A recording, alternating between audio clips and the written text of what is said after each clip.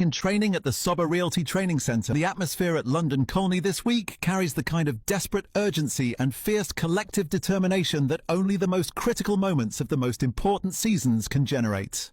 The Emirates Stadium hosts Sporting CP on Wednesday night for the Champions League quarter-final second leg, and Arsenal walk into that fixture holding a 1-0 advantage from the first leg in Lisbon thanks to Kai Havertz's stoppage-time winner. A goalless draw is enough to progress. A single clean sheet separates Arsenal from the Champions League semi-finals, from a potential meeting with Barcelona or Atletico Madrid, from the doorstep of the final that this football club has been chasing since that Paris night in 2006.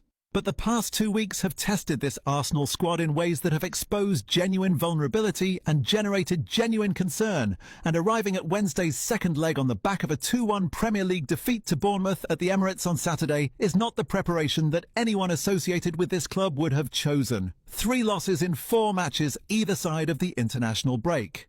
The quadruple gone. The FA Cup gone at Southampton. The Carabao Cup lost to Manchester City at Wembley. And now a home Premier League defeat to Bournemouth that was accompanied by one of the most unconvincing and most concerning performances of the entire season. The Bournemouth result needs to be addressed honestly because it is not just a bad result in isolation. It is the latest piece of evidence in a pattern that has developed over the past month and which Arteta himself acknowledged after the game with a clarity and a directness that reflected his own frustration and concern.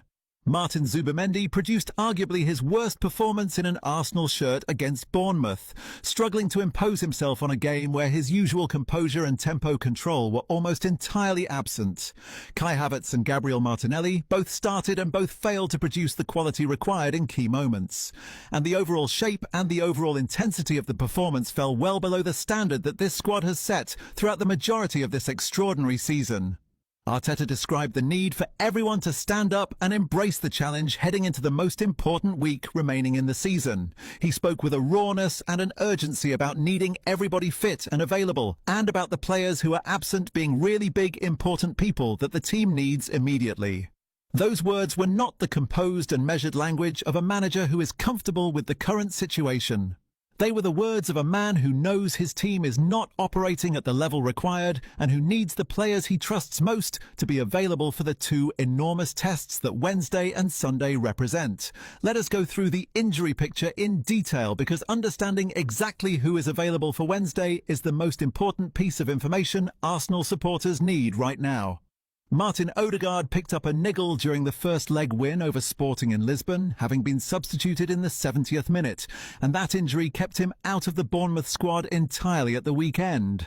Arteta had described his captain before the Bournemouth game in terms that underlined just how central and how irreplaceable Odegaard is to everything Arsenal do, saying he is the one that connects everybody, that glides everybody together, that makes the team flow in a way that nobody else can. He called him the captain, the leader, the one who sets the tone in probably every phase of play.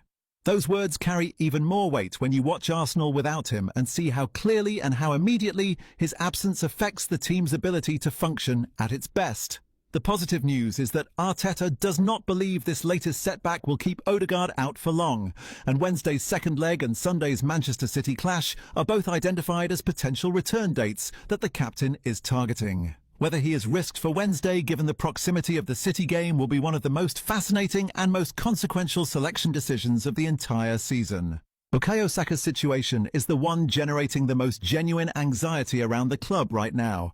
The vice-captain withdrew from England duty last month with his workload being managed carefully by Thomas Tuchel's international staff, and the concerns about his fitness have increased significantly after he missed not just the Bournemouth game, but also the first leg against Sporting in Lisbon. Most worryingly, Saka has not been spotted in any of Arsenal's recent training sessions, which suggests his return to full fitness is not as imminent as the club and the supporter base would like.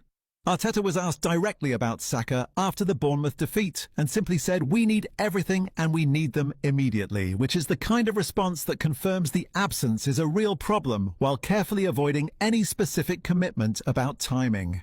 Both Wednesday and Sunday are listed as potential return dates, and Arteta